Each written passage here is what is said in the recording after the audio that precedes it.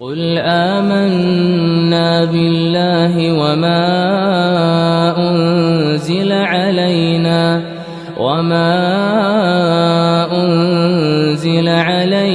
وما أنزل على إبراهيم وإسماعيل وإسحاق ويعقوب والأسباط وما أوتي موسى وعيسى والنبيون من ربهم لا نفرق